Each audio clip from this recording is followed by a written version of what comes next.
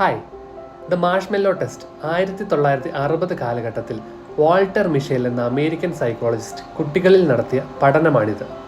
ഇപ്പോൾ അവരുടെ കയ്യിൽ കൊടുത്തിട്ടുള്ള മാഷ്മെല്ലോ അപ്പോൾ തന്നെ കഴിക്കുകയോ അല്ലെങ്കിൽ കുറച്ചു നേരം വെയിറ്റ് ചെയ്താൽ പകരമായി 2 എണ്ണം കൊടുക്കാമെന്ന് പറയുന്നു. എന്നിട്ട് എക്സ്പീരിമെൻ്റ് നടത്തുന്ന ആൾ റൂം വിട്ടു പോകുകയും കുട്ടി അറിയാതെ കുട്ടിയെ ഒബ്സർവ് ചെയ്യുകയും ചെയ്യുന്നു. ഇതിൽ നിന്ന് മനസ്സിലാക്കാൻ കഴിയുന്നത് 1. കുട്ടിയുടെ സെൽഫ് കൺട്രോൾ എത്രയുണ്ടെന്ന് അസസ് ചെയ്യാം. 2. Long term benefit.